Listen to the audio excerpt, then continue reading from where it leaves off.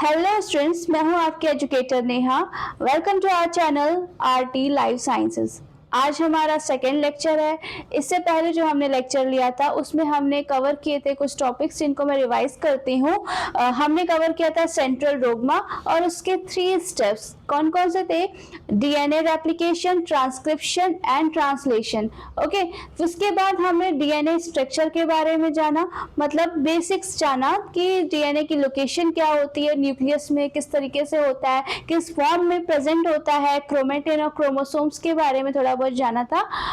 Chromatin के related कुछ topics थे, कुछ पॉइंट्स थे जो कल डिस्कस नहीं हुए थे, जो आज हम फिर से डिस्कस करेंगे और उसके बाद हम फर्दर अपने डीएनए स्ट्रक्चर की तरफ आगे बढ़ेंगे। ओके, तो लेट्स स्टार्ट। हमने कल क्रोमेटिन में देखा था कि क्रोमेटिन क्या है। क्रोमेटिन एक स्टिंग में बीडेड लाइक स्ट्रक्चर होता है। ओके, तो ये जो बीड्स बने होते हैं इनको हम क्या कहते हैं? इनको हम न्यूक्लियोसोम्स कहते हैं। न्यूक्लियोसोम्स क्या होता है? न्यूक्लियोसोम्स बना होता है डीएनए और हिस्टोन से। ठीक है, डीएनए जो होता है वो हिस्टोन प्रोटीन को तो डबल बार ट्वाइस टाइम ये कॉइल करता है, तो ये एक न्यूक्लियोसोम बन जाता है और यही बहुत सारे न्यूक्लियोसोम्स मिलकर क्रोमेटिन बनाते हैं। ठीक है, दो न्यूक्लियोसोम्स के बीच में जो डीएनए प्रेजेंट होता है इसको हम लिंकर डीएनए कहते हैं। ठीक है, तो ये हमने कल पढ़ा था। आज हम क्या जानेंगे क्रोमेटिन में? तो पहली बात तो हमने यही देखा कि क्रोमेटिन क्या होता है। ये डीएनए और हिस्टोन से मिलकर बना होता है। हिस्टोन प्रोटीन कितने टाइप की होती है? हिस्टोन प्रोटीन 5 टाइप्स की होती है, H1, H2A, H2B, H3 and H4, जिसमें कि H2A, H2B, H3 and H4 जो होता है वो न्यूक्लियोसोम के फॉर्मेशन में इन्वॉल्व होती है और H1 जो हिस्टोन प्रोटीन होती है वो लिंकर डीएनए के साथ में अटैच्ड होती है। ओके, फिर आज हम क्या पढ़ेंगे? जो डीएनए और हिस्टोन प्रोटीन से क्रोमेटिन बनता है, तो डीएनए जो होता है वो हाईली नेगेटिव चार्ज होता है। डीएनए हाईली नेगेटिव चार्ज क्यों होता है? बिकॉज ऑफ फॉस्फेरिक एसिड, जो फॉस्फेट ग्रुप होता है उसकी वजह से डीएनए हाईली नेगेटिव चार्ज होता है। और हिस्टोन प्रोटीन क्या होती है? ये हाईली पॉजिटिव चार्ज होती है। इनका पॉजिटिव चार्ज कहाँ से आता है? इनका पॉजिटिव चार्ज आता है हिस्टोन प्रोटीन में प्रेजेंट 2 अमीनो एसिड। कौन से? Lysine and arginine. ओके, तो lysine and arginine amino acid की वजह से हिस्टोन प्रोटीन जो होती है वो हाईली पॉजिटिव चार्ज होती है और फॉस्फेट ग्रुप की वजह से डीएनए जो होता है नेगेटिव चार्ज होता है। अब हम सबको पता है कि नेगेटिव और पॉजिटिव ये आपस में अट्रैक्ट होते हैं। ओके, इसीलिए हिस्टोन प्रोटीन और डीएनए जो है आपस में अट्रैक्ट रहते हैं, एक साथ रहते हैं। फाइन, अब हम पढ़ते हैं क्रोमेटिन जो होते हैं वो मेनली 2 टाइप के होते हैं, हेट्रोक्रोमेटिन एंड यूक्रोमेटिन। हेट्रोक्रोमेटिन और यूक्रोमेटिन ये क्रोमेटिन के टाइप्स है और अब हम पढ़ते हैं इन्हीं हेट्रोक्रोमेटिन और यूक्रोमेटिन के बारे में। तो क्रोमेटिन 2 टाइप के होते हैं।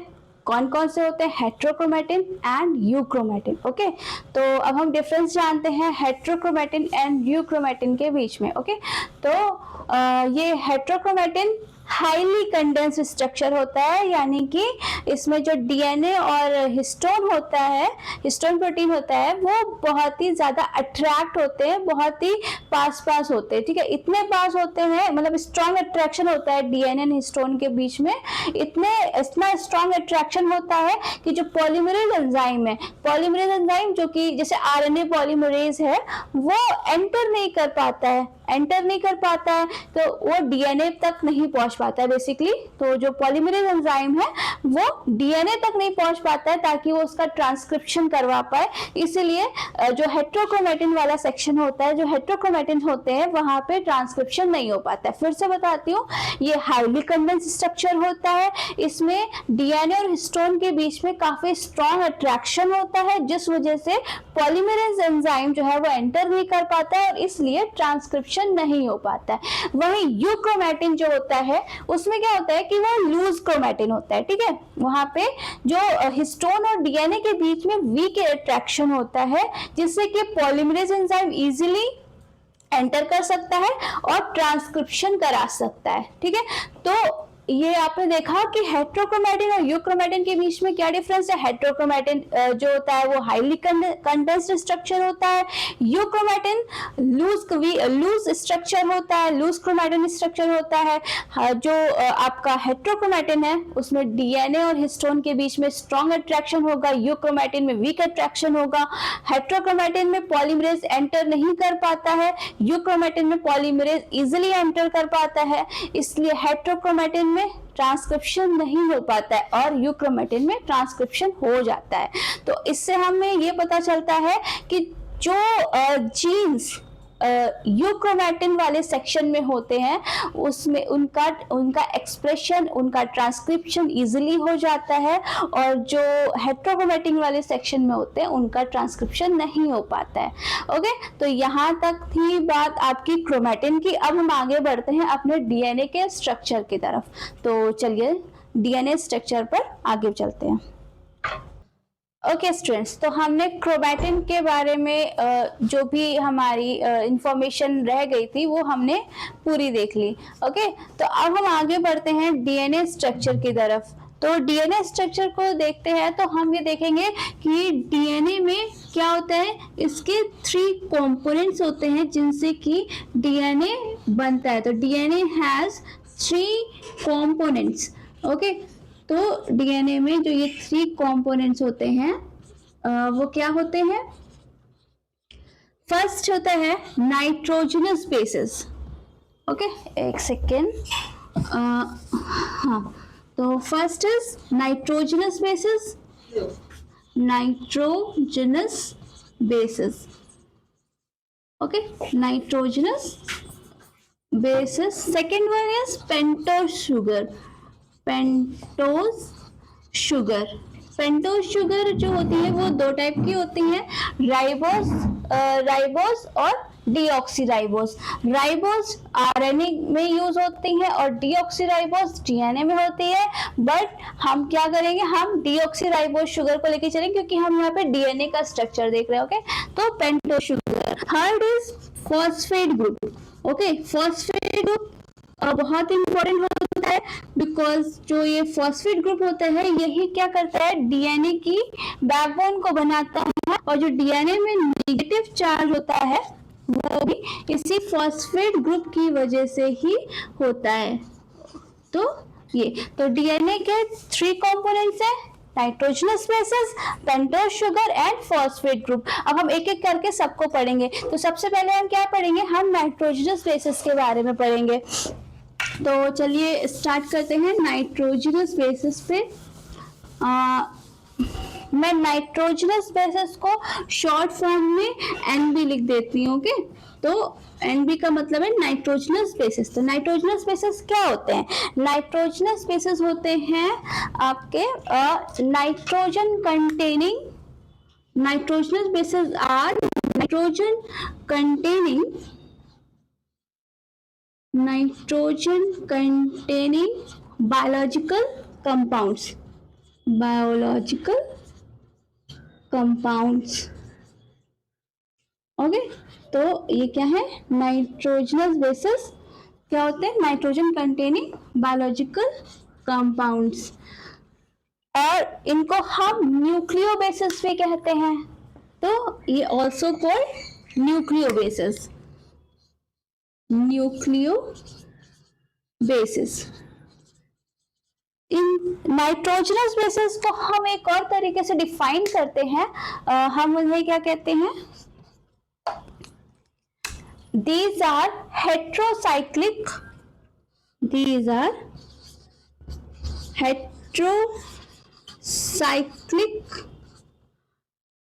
heterocyclic मतलब कार्बन एंड नाइट्रोजन containing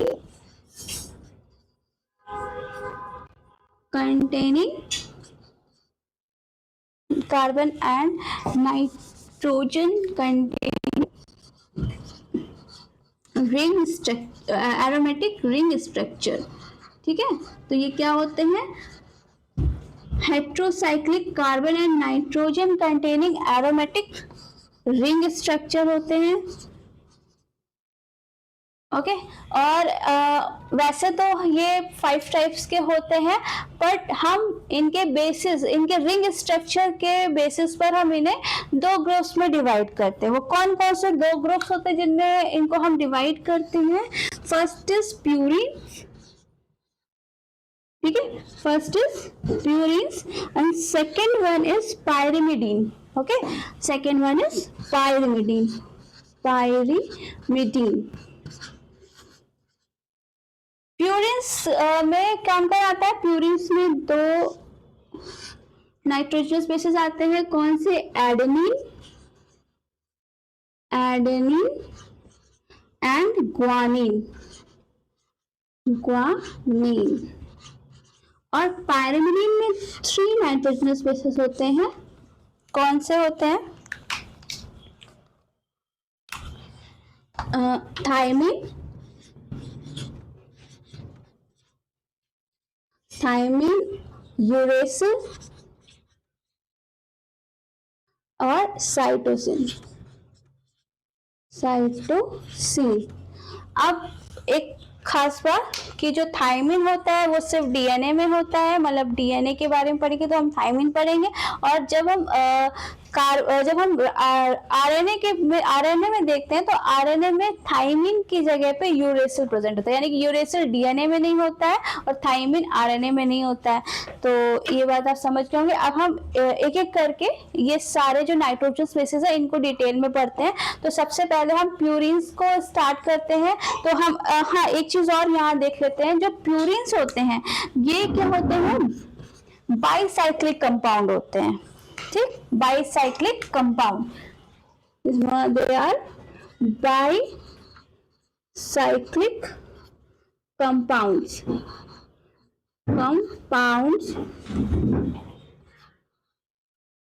यानी कि इनमें 2 फ्यूज्ड रिंग्स होती हैं, ठीक। तो हम ब्रैकेट में लिख देते हैं 2 फ्यूज्ड रिंग्स। तो जो प्यूरिन्स होते हैं वो बाईसाइक्लिक कंपाउंड्स होते हैं, इनमें 2 फ्यूज्ड रिंग स्ट्रक्चर होता है। और जो पायरिमिडीन होते हैं ये मोनोसाइक्लिक होते हैं। ये क्या होते हैं? ये पायरिमिडीन मोनोसाइक्लिक होते हैं, मोनोसाइक्लिक, ठीक है। मोनोसाइक्लिक स्ट्रक्चर होते हैं यानी कि इसमें सिंगल रिंग पाई जाती है। तो ये क्या होते हैं? सिंगल रिंग स्ट्रक्चर होते हैं। ओके, तो हमने क्या देखा? नाइट्रोजनस बेसिस में, नाइट्रोजनस बेसिस क्या होते हैं? नाइट्रोजन कंटेनिंग बायोलॉजिकल कंपाउंड्स होते हैं। इनको हम न्यूक्लियो बेसिस भी कहते हैं। अगर हम इनको दूसरी तरीके से डिफाइन करें तो ये heterocyclic carbon and nitrogen containing aromatic ring structure होते हैं। ओके, फिर ये on the basis of their structure इनको 2 पार्ट्स में डिवाइड कर सकते हैं, प्यूरिन्स एंड पायरिमिडीन। प्यूरिन में आपके एडेनिन एंड ग्वानिन आ जाते हैं, पायरिमिडीन में थायमिन, यूरेसिल और साइटोसिन आते हैं। एडेनिन जो प्यूरिन्स होते हैं वो बाईसाइक्लिक कंपाउंड्स होते हैं, यानी कि इसमें 2 फ्यूज्ड रिंग्स होती हैं। और जो पायरिमिडीन है वो मोनोसाइक्लिक कंपाउंड्स है, यानी कि इसमें सिंगल रिंग होती है। तो हम स्टार्ट करते हैं प्यूरिन्स से। प्यूरिन्स में हम सबसे पहले पढ़ेंगे एडेनिन के बारे में। एडेनिन, एडेनिन में क्या होता है? एडेनिन में जो अमीनो ग्रुप, हमें पता है ये बाईसाइक्लिक कंपाउंड है, इसमें जो अमीनो ग्रुप होता है वो कार्बन की 6th पोजीशन पर होता है। ओके, तो अमीनो ग्रुप जो होता है इसमें, अमीनो ग्रुप यानी कि NH2 कहाँ प्रेजेंट होता है? 6th कार्बन पर प्रेजेंट होता है, 6th कार्बन पर प्रेजेंट होता है। ओके, तो हम अब एडेनिन का स्ट्रक्चर बनाएंगे। फर्स्ट रिंग,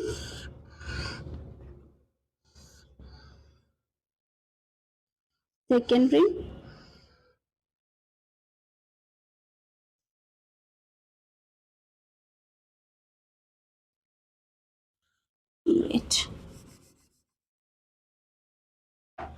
ये है सेकेंड रिंग।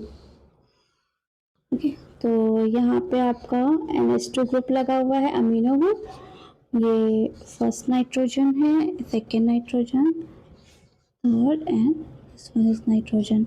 अब इसमें बॉन्ड लगाते हैं तो bond this one and this. Okay, तो ये बॉन्ड्स हो गए। अब हम इनमें कार्बन की काउंटिंग करते हैं। तो कार्बन की काउंटिंग कहाँ से होगी? ये 1 2 3 4 5 एंड 6। तो देखिए 6 कार्बन पर अमीनो ग्रुप प्रेजेंट है। तो ये एडेनिन को डिफाइन कर रहा है कि एडेनिन पे क्या बोला मैंने, 6 कार्बन पर अमीनो ग्रुप होता है, तो 6 कार्बन पर अमीनो ग्रुप है। ओके, और दिस वन 7 8 एंड 9। तो ये ये एडेनिन का स्ट्रक्चर है। आप लोग इसे नोट डाउन करें। फिर हम पढ़ते हैं ग्वानिन। ठीक है, फिर हम ग्वानिन पर आते हैं। ग्वानिन ये प्यूरिन का सेकेंड प्यूरिन है। क्या है? ग्वानिन। एडेनिन हम पढ़ चुके हैं कि ग्वानिन। ग्वानिन में क्या होता है, इसमें अमीनो एसिड्स, अमीनो ग्रुप जो होते हैं वो टू पोजीशंस पे होते हैं। ठीक है, two positions of amino group, two positions of amino group. अब हम इसके स्ट्रक्चर देखते हैं और फिर अमीनो ग्रुप की पोजीशंस को देखते हैं। तो हम स्ट्रक्चर बना लेते हैं। तो इसमें भी 2 रिंग होंगी, first ring and this one is second ring. Okay, तो यहाँ पे क्या होता है, फर्स्ट अमीनो एसिड कहाँ प्रेजेंट होता है? फर्स्ट कार्बन पे। ठीक है, सेकेंड जो है वो सेकेंड कार्बन पर प्रेजेंट होता है, सेकेंड अमीनो ग्रुप। ठीक है, और यहाँ पे एक ऑक्सी ग्रुप भी प्रेजेंट होता है जो 6 कार्बन पर होता है। यहाँ पे नाइट्रोजन होगा, इधर भी नाइट्रोजन होगा और इधर भी नाइट्रोजन हो जाएगा। और इसके अलावा इसमें डबल बॉन्ड्स भी कर दें। तो ये हमारा ग्वानिन का स्ट्रक्चर हो गया। ठीक, ग्वानिन का स्ट्रक्चर हो गया। यहाँ पे मैंने कहा 2 पोजीशन होती है अमीनो ग्रुप की। तो ये देखिए 2 पोजीशन है अमीनो ग्रुप की। हम कार्बन काउंटिंग भी करते हैं, 1 2 3 4 5 एंड 6। ठीक है, 7 8 and 9। This one is 9। Okay, तो ये हमारी 2 पोजीशंस हो गई। तो ग्वानिन। अब हम पढ़ते हैं पायरिमिडीन के बारे में। आप लोग इसे नोट कर लें। देन फिर पायरिमिडीन। पायरिमिडीन, जिसमें मैंने आपसे बताया था कि पायरिमिडीन क्या होता है, ये मोनोसाइक्लिक स्ट्रक्चर है। मोनोसाइक्लिक स्ट्रक्चर, मोनो से मोनोसाइक्लिक स्ट्रक्चर। ठीक, ये क्या है? Mono cyclic structure. Monocyclic structure का मतलब, मोनो का मतलब होता है सिंगल। तो यहाँ पे सिंगल रिंग स्ट्रक्चर होता है पायरिमिडीन। पायरिमिडीन कितने टाइप के होते हैं? पायरिमिडीन 3 टाइप से होते हैं। उसमें क्या क्या आते हैं आपके?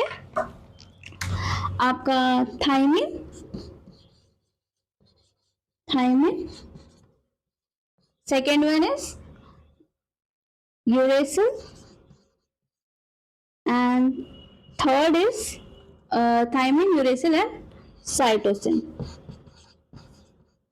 तो हमने थाइमिन, यूरेसिल, साइटोसिन देखा। अब हम एक एक करके सबको डिटेल में पढ़ते हैं। तो सबसे पहले हम पढ़ेंगे थाइमिन।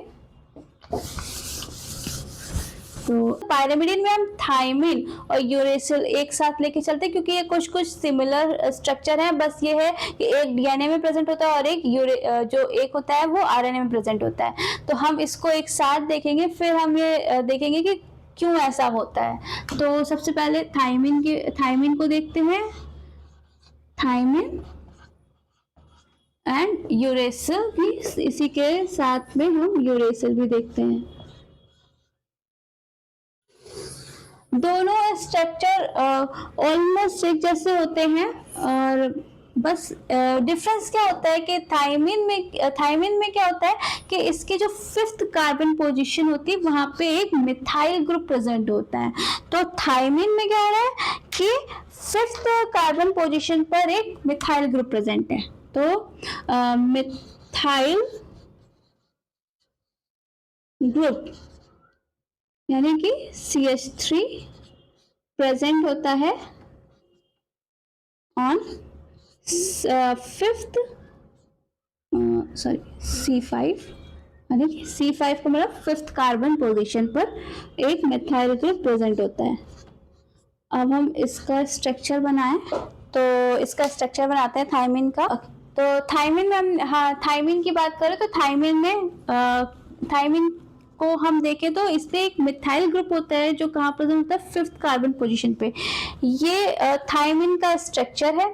अब हम इसमें कार्बन की काउंटिंग करें तो 1 2 3 एंड 4 5, तो 5th कार्बन पोजीशन पर क्या है, एक मिथाइल ग्रुप है, तो ये थायमिन है। इसीलिए इस मिथाइल ग्रुप की वजह से इसको हम एक और नेम देते हैं, वो क्या होता है, इसका एक और नाम है 5 methyl uracil.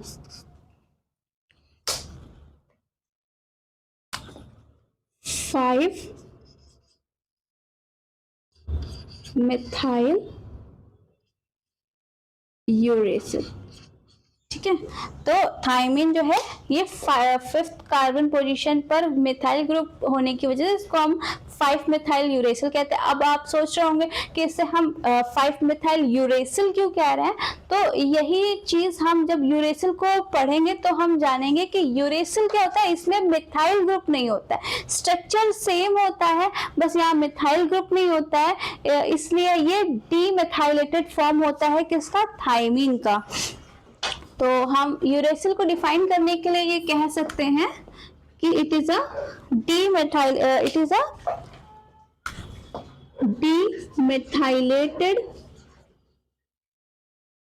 methylated form of thiamine, okay.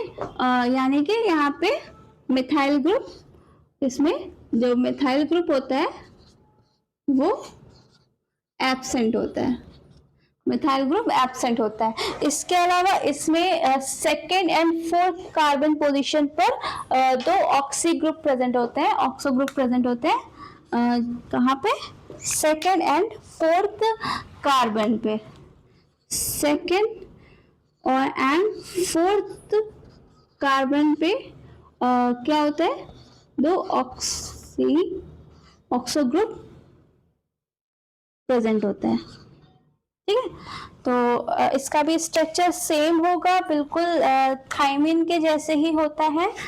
इसका स्ट्रक्चर बनाते हैं, इधर एक ये ऑक्सी ग्रुप है and this one is also oxy group, और इधर जैसे इसमें मिथाइल ग्रुप था, यहाँ पे क्या हो जाएगा, हाइड्रोजन होगा, यानी कार्बन के साथ जो हाइड्रोजन जुड़ा है, और ये इधर अमीनो ग्रुप।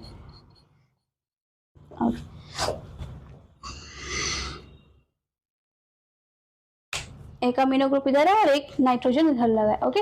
तो ये यूरेसिल है। फिर से मैं डिफाइन कर दूं, थायमिन में 5th कार्बन पोजीशन पर क्या प्रेजेंट है, मिथाइल ग्रुप प्रेजेंट है। यूरेसिल में मिथाइल ग्रुप एब्सेंट है। तो हम थायमिन में मिथाइल ग्रुप प्रेजेंट होने की वजह से उसको हम 5 मिथाइल यूरेसिल भी कहते हैं, और यूरेसिल में मिथाइल ग्रुप एब्सेंट होता है, इसलिए हम इसे डीमेथाइलेटेड फॉर्म ऑफ थायमिन कहते हैं। और जो थायमिन है ये जो है सिर्फ प्रेजेंट होता है आपका, ये प्रेजेंट ओनली डीएनए, ठीक है। The thymine present only in DNA, और यूरेसिल के केस में it is present only in RNA, present only in RNA,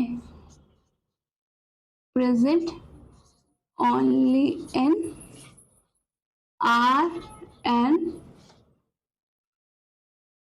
RNA, okay. तो ये थायमिन एंड यूरेसिल में डिफरेंस आपको पता चल गया, और इनका स्ट्रक्चर भी आपने देखा। अब हम साइटोसिन को देखते हैं, ठीक है। तो अब हम साइटोसिन को देखेंगे। चलिए, तो हम अब देखते हैं साइटोसिन।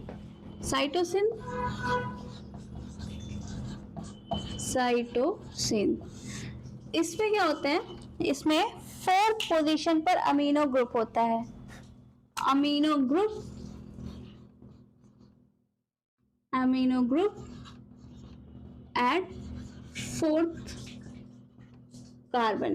ठीक है, फोर्थ कार्बन पर अमीनो ग्रुप होता है, इसका भी स्ट्रक्चर सिमिलर होता है, सिंगल रिंग स्ट्रक्चर होगा।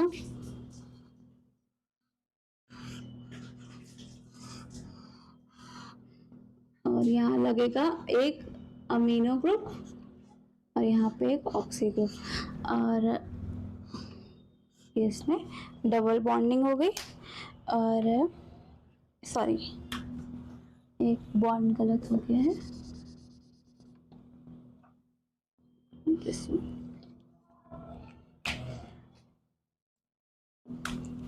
कार्बन की काउंटिंग कर ले, 1 2 3 फोर्थ कार्बन पर NH2 ग्रुप लगा हुआ है, तो ये साइटोसिन हो गया।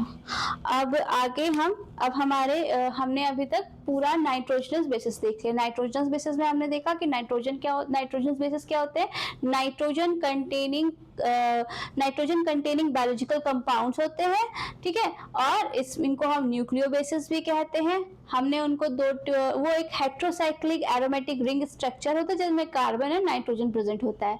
इसके अलावा हमने देखा कि उनके रिंग स्ट्रक्चर के बेसिस पर हम उन्हें दो पार्ट्स में डिवाइड करते हैं, प्यूरिन्स एंड पायरिमिडीन्स। प्यूरिन्स में हमने एडेनिन एंड ग्वानिन को देखा था, और पायरिमिडीन्स में क्या देखा हमने, पायरिमिडीन्स में थाइमिन, यूरेसिल और साइटोसिन को देखा। अब हम डीएनए के जो सेकेंड कंपोनेंट है वो है पेंटोज शुगर, उस पे आते हैं। तो पेंटोज शुगर में पेंटोज शुगर, ठीक है, पेंटोज शुगर होता है 5 कार्बन कंटेनिंग शुगर होती है। पेंटोज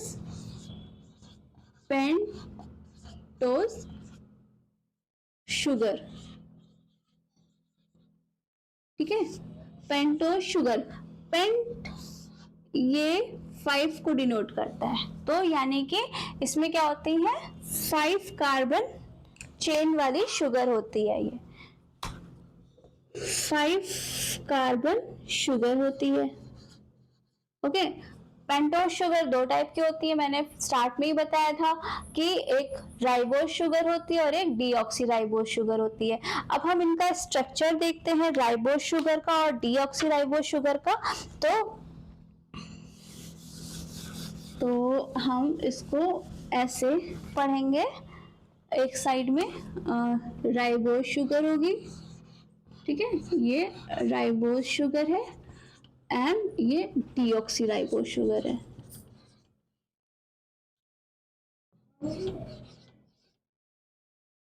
ये deoxyribose and this one is ribose. तो सबसे पहले हम इसके स्ट्रक्चर को ही स्ट्रक्चर को ही बनाते हैं।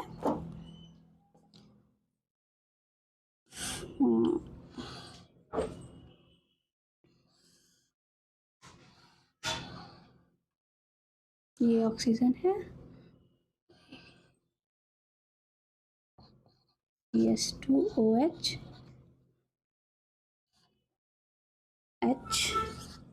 OH और इसके इधर साइड पे नाइट्रोजन बेस अटैच्ड होता है।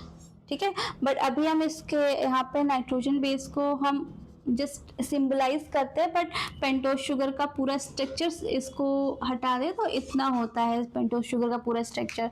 तो ये राइबोज शुगर है, और हम इसमें काउंटिंग करें तो ये फर्स्ट कार्बन है, सेकेंड है, थर्ड है, फोर्थ है and this one is 5th carbon. तो आप देख रहे हैं कि इसमें क्या हो रहा है कि ये राइबोज शुगर है। अब हम डीऑक्सीराइबोज शुगर का स्ट्रक्चर बनाएंगे, और उसके बाद मैं आपको बताऊंगी कि इसमें राइबोज शुगर में और डीऑक्सीराइबोज शुगर में क्या डिफरेंस होता है। तो डीऑक्सीराइबोज शुगर का हम स्ट्रक्चर बनाए तो सेम स्ट्रक्चर होता है, कहाँ पे डिफरेंस होता है इसमें वो मैं आपको बताती हूँ।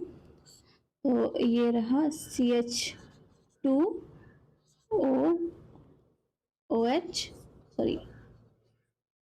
OH और इधर H, इधर OH, this one is H and this one is also H and this one NB। Okay, और इसमें हम भी नंबरिंग करते हैं 1 2 3 एंड 4। तो आप देख रहे होंगे एक बहुत ही डिफरेंस आपको समझ में आ रहा होगा कि सेकेंड कार्बन पर राइबोज में OH ग्रुप लगा है और डीऑक्सीराइबोज में सेकेंड कार्बन पर सिर्फ H है, यानी कि वहां से एक ऑक्सी ग्रुप हट गया है।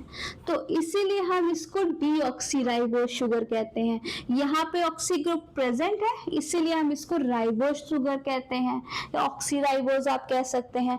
तो यही मेन डिफरेंस होता है कि राइबोज शुगर में दोनों थर्ड एंड सेकंड दोनों पोजीशन पर ऑक्सी ग्रुप लगा होता है एंड डीऑक्सीराइबोज में क्या होता है कि सेकंड पोजीशन से सेकंड कार्बन की पोजीशन से ऑक्सी ग्रुप हट जाता है, सिर्फ थर्ड पोजीशन पर डीऑक्सी ग्रुप थर्ड पोजीशन पर ऑक्सी ग्रुप प्रेजेंट होता है। तो ये राइबोज शुगर की डिफरेंस हो गया। और ये जो आपका डीऑक्सीराइबोज है ये प्रेजेंट होता है, it present only in DNA, okay, and ribose present only in RNA, fine। तो ये अब हमारा थर्ड कंपाउंड क्या है, फॉस्फेट ग्रुप है। तो अब हम फॉस्फेट ग्रुप पर आते हैं।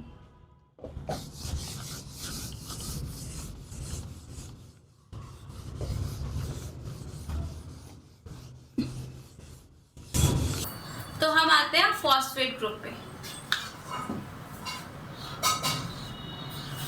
फॉस्फेट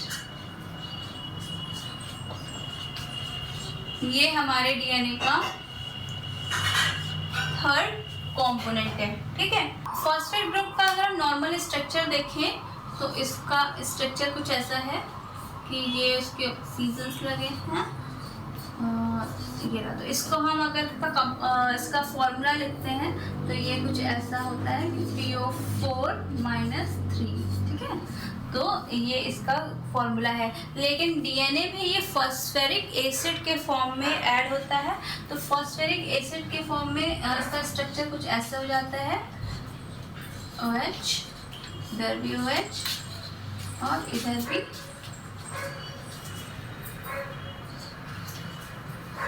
और इधर तो यहाँ पे इसका H3PO4 ये इसका फॉर्मूला हो जाता है। तो डीएनए में ये फॉस्फेरिक एसिड के फॉर्म में होता है, नॉर्मल ये फॉस्फेट ग्रुप इस तरीके से होता है।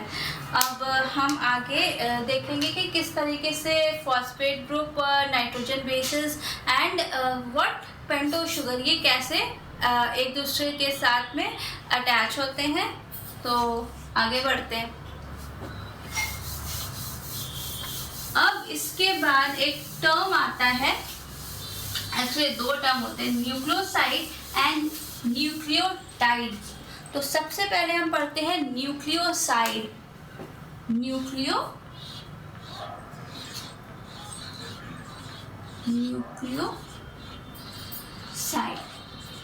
ओके। तो न्यूक्लियोसाइड में क्या होता है, न्यूक्लियोसाइड को सिंपली हम कह दें तो इसमें आपकी जो शुगर होती है पेंटोज शुगर, पेंटोज शुगर जब नाइट्रोजनस बेसिस के साथ में, भी मतलब नाइट्रोजन बेसिस, तो जब पेंटोज शुगर नाइट्रोजन बेसिस के साथ में मतलब जब ऐड जाती है, जुड़ जाती है, तो उस स्ट्रक्चर को हम क्या कहते हैं, न्यूक्लियोसाइड कहते हैं, ठीक है। तो हम उस स्ट्रक्चर को न्यूक्लियोसाइड कहते हैं। ओके, तो हम इसका अब स्ट्रक्चर बनाते हैं। ये हमारी पेंटोज शुगर, हालांकि इसका स्ट्रक्चर हमने पहले भी बनाया था। तो ये इसका एक कार्बन है और ये हाइड्रोजन और ये ऑक्सीजन लगा हुआ है, और डीएनए पढ़ रहे हैं तो हम इसलिए डीएनए में सेकेंड कार्बन से ऑक्सी ग्रुप हटा देंगे। और इसका जो फर्स्ट कार्बन होता है, इसी फर्स्ट कार्बन में कौन जुड़ता है, और ये आपके नाइट्रोजन बेसिस आके पेंटोज शुगर पे ऐड हो गया।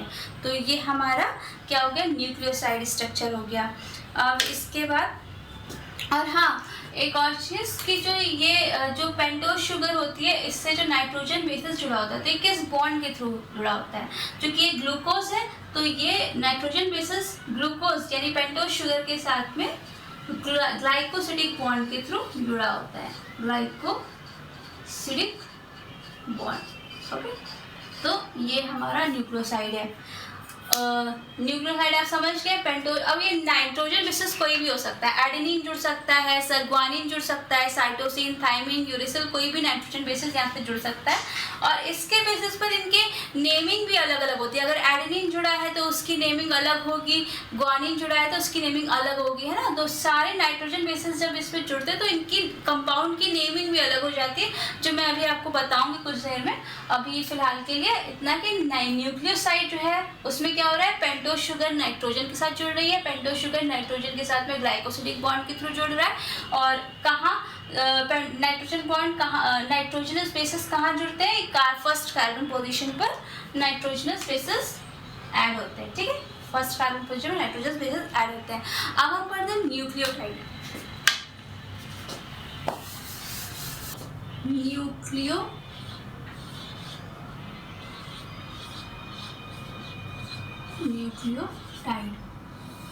न्यूक्लियोटाइड ये कैसे बनता है? न्यूक्लियोटाइड बनता है पेंटोज शुगर, जो कि कोई भी हो सकती है, राइबोज और डीऑक्सीराइबोज, इसके साथ में नाइट्रोजन बेसिस एंड फिर फॉस्फेट ग्रुप। अब हम इसको, ये आप देख रहे हैं कि मैंने बताया कि जो न्यूक्लियोटाइड होता है वो पेंटोज शुगर, नाइट्रोजन बेसिस और फॉस्फेट ग्रुप से मिलकर बनता है। और अगर हम देखें तो हमने अभी पढ़ा कि पेंटोज शुगर और नाइट्रोजन बेसिस मिलकर क्या बनाते हैं, पेंटोज शुगर नाइट्रोजन बेसिस मिलकर न्यूक्लियोसाइड बनाते हैं, न्यूक्लियोसाइड बनाते हैं।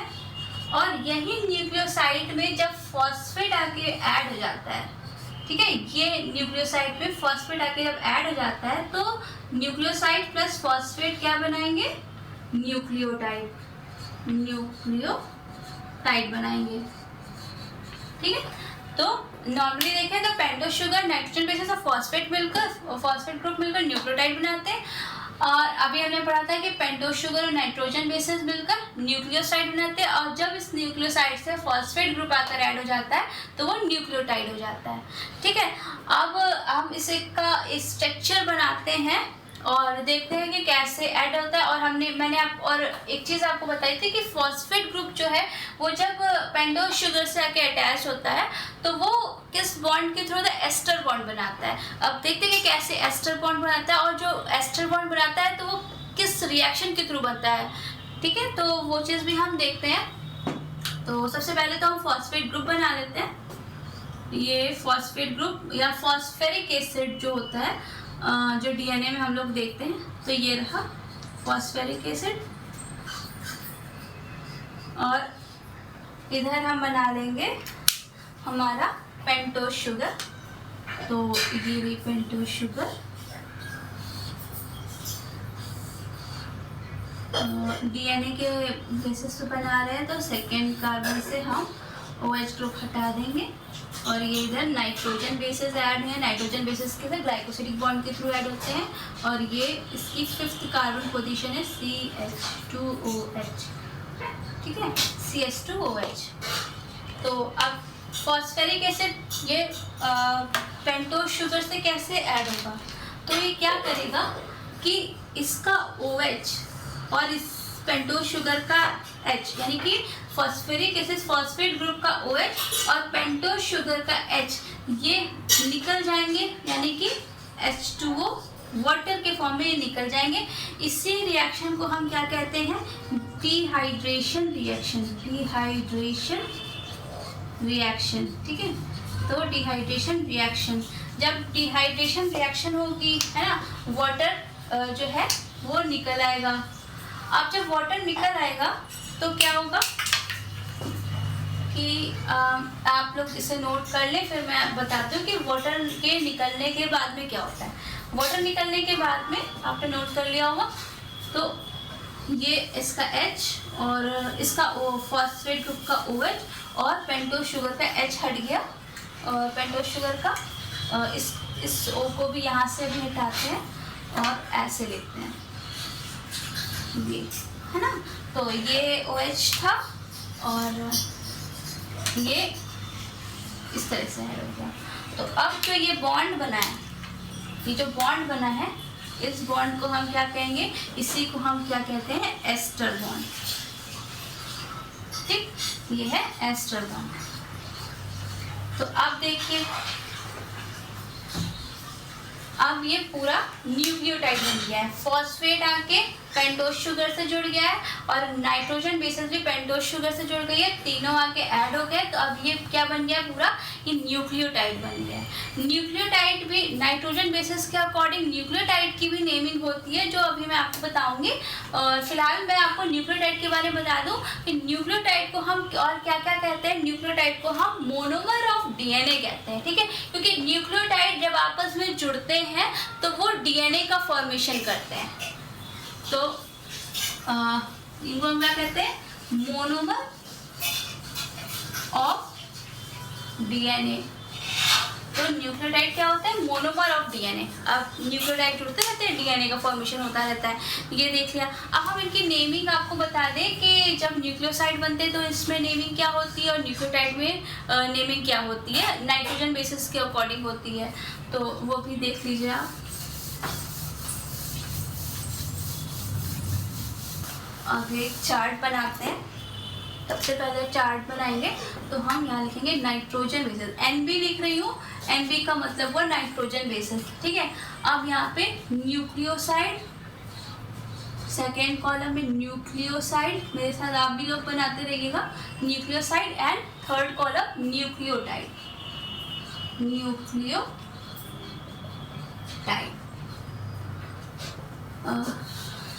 इसको ऐसे लाइन करते हैं। न्यूक्लियोसाइड में हमने, मैं शॉर्ट फॉर्म में लिख देती हूँ। न्यूक्लियोसाइड में हमने देखा कि शुगर, जो पेंटोज शुगर थी, एस से लिख रहे हैं पेंटोज शुगर, और नाइट्रोजन बेसिस ऐड होते हैं तो न्यूक्लियोसाइड बनता है। और न्यूक्लियोटाइड में क्या होता है कि फॉस्फेट ग्रुप, P से फॉस्फेट ग्रुप, S से पेंटोज शुगर और प्लस नाइट्रोजन बेसिस, ठीक है। तो हम लोग नेमिंग करते हैं, नाइट्रोजन बेसिस है, न्यूक्लियोसाइड है, न्यूक्लियोटाइड है। अब हमने देख लिया कि कैसे कैसे बनता है। अब हम इसकी नेमिंग करते हैं। तो सबसे पहले नाइट्रोजन बेसिस लिखते हैं, तो एडेनिन, फिर आता है ग्वानिन, फिर आता है थायमिन,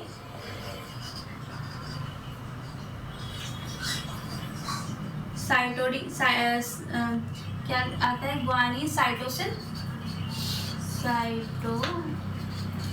एंड यूरेसिल। तो एडेनिन, ग्वानिन क्या है, ये प्यूरिन से, PU से मैं डिनोट कर रही हूँ, और ये पायरीन है, PY, ठीक है। तो एडेनिन से न्यूक्लियोसाइड, जब एडेनिन से आपके क्या पेंटोज शुगर ऐड होती है, तो एडेनिन से जब पेंटोज शुगर ऐड होगी तो यहाँ पे आ जाएगा। तो जो कंपाउंड बनेगा उसका नाम होगा एडिनोसिन,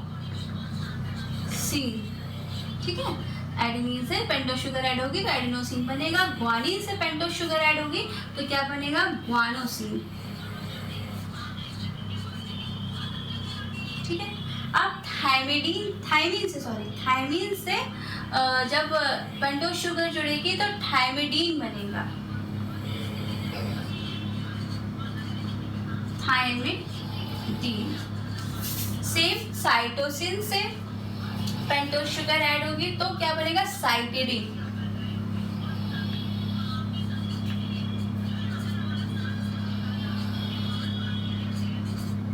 ठीक है, साइटिडीन। और जब यूरेसिल से पेंटोज शुगर ऐड होगी तो क्या बनेगा, यूरिडीन, क्या, यूरिडीन, फाइन। अब हम न्यूक्लियोटाइड की नेमिंग करते हैं तो जब एडेनोसिन से फॉस्फेट आकर ऐड हो जाएगा तो यहाँ पे बन जाएगा एडिनाइलिक एसिड, एडिनाइलिक एसिड। ठीक, तो एडिनोसिन से फॉस्फेट जुड़ा तो एडिनाइलिक एसिड बन गया। अब एडिनाइलिक एसिड क्यों बना? क्योंकि फॉस्फेट फॉस्फेटिक एसिड के फॉर्म से ऐड होता है, इसीलिए यहाँ पे एसिड लग जाता है, तो यानी एडिनाइलिक एसिड हो गया। ग्वानोसिन से फॉस्फेट ऐड होगा आगे तो क्या बनेगा? ग्वानाइलिक एसिड, ग्वानाइलिक एसिड। देन थायमिडीन से फॉस्फेट जुड़ेगा तो क्या बनेगा? थायमिडाइलिक एसिड।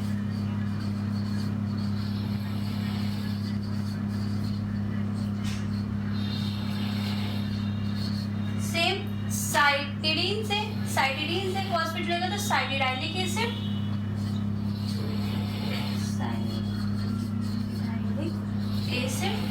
एंड फिर यूरिडीन से जब फॉस्फेट ऐड होता है तो यूरिडाइलिक एसिड।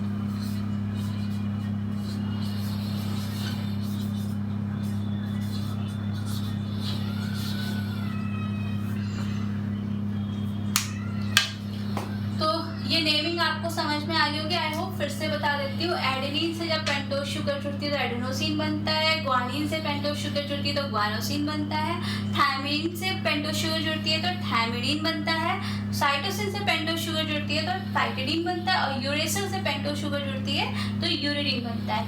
अब एडेनोसिन से जब फॉस्फेट ग्रुप आगे ऐड होगा तो वो एडिनाइलिक एसिड हो जाएगा। ग्वानोसिन से जब ग्वानोसिन से फॉस्फेट आगे जुड़ेगा तो ग्वानाइलिक एसिड हो जाएगा। थायमिडीन से थायमिडाइलिक एसिड हो जाता है। साइटिडीन से फॉस्फेट जुड़ेगा तो साइटिडाइलिक एसिड, और यूरिडीन से फॉस्फेट ग्रुप जुड़ेगा तो यूरिडाइलिक एसिड। तो ये इस तरीके से इनकी नेमिंग होती है। तो आज हमने क्या क्या देखा? आज हमने डीएनए स्ट्रक्चर में डीएनए के तीनों कंपोनेंट्स के बारे में जाना। पहला कंपोनेंट था नाइट्रोजन बेसिस, जिसमें आपके एडेनिन, ग्वानिन, साइटोसिन, थायमिन और यूरेसिल के बारे में देखा, इनको डिटेल स्ट्रक्चर इनका देखा। उसके बाद सेकेंड में हमने पेंटोज शुगर देखी। दो टाइप की पेंटोज शुगर होती है, राइबोस और डीऑक्सीराइबोस। राइबोस आरएनए में प्रेजेंट होती है, डीऑक्सीराइबोस डीएनए में प्रेजेंट होती है, और दोनों के हमने स्ट्रक्चर देखे। थर्ड हमने देखा फॉस्फेट ग्रुप, और फॉस्फेट ग्रुप किस तरीके से पेंटोज शुगर से ऐड होता है, मतलब उसके साथ किस तरीके से जुड़ता है, ये भी हमने देखा। और जो एस्टर बॉन्ड फॉर्मेशन कैसे होता है वो भी हमने देखा। इसके अलावा हमने लास्ट में क्या देखा? हमने देखा कि किस तरीके से कंपाउंड्स की नेमिंग करी जाती है जब वो न्यूक्लियोसाइड के फॉर्म में होते हैं और न्यूक्लियोटाइड के फॉर्म में होते हैं। न्यूक्लियोटाइड और न्यूक्लियोसाइड को भी हमने जाना। न्यूक्लियोसाइड क्या होता है? जब पेंटोज शुगर से नाइट्रोजन बेसिस ऐड होते हैं तो न्यूक्लियोसाइड होता है, और जब न्यूक्लियोसाइड से फॉस्फेट जुड़ जाए, या कह दें फॉस्फेट, पेंटोज शुगर और नाइट्रोजन बेसिस आपस में जुड़ जाए तो वो न्यूक्लियोटाइड होता है। न्यूक्लियोटाइड क्या होते हैं? न्यूक्लियोटाइड होते हैं मोनोमर्स ऑफ डीएनए। मोनोमर्स मतलब कि एक एक न्यूक्लियोटाइड, जब बहुत सारे न्यूक्लियोटाइड आपस में जुड़ते हैं तो वो कह सकते हैं आप डीएनए की यूनिट, है ना। तो डीएनए की यूनिट, उनको हम मोनोमर्स कहते हैं। वो मोनोमर्स क्या होते हैं? Nucleotide. Nucleotide are the monomers of DNA. ठीक है, तो ये हमने आज इतना पढ़ा, और इसके आगे हम कल पढ़ेंगे कि डीएनए का पूरा स्ट्रक्चर, हम इसके आगे का स्ट्रक्चर भी देखेंगे, किस तरीके से डीएनए से एक न्यूक्लियोटाइड दूसरे न्यूक्लियोटाइड के साथ किस तरीके से जुड़ता है, और इसके आगे जो पूरा डीएनए का डबल हेलिकल स्ट्रक्चर है इसके बारे में भी हम कल जानेंगे। आज के लिए बस इतना ही, और आपको अगर लेक्चर अच्छा लगा हो तो प्लीज़ आप इसे लाइक करें, सब्सक्राइब करें और शेयर करें। एंड आपको कोई भी डाउट हो या किसी तरह का कोई क्वेरीज हो तो आप कमेंट सेक्शन पर ज़रूर आएँ। आज के लिए बस इतना ही। Thank you.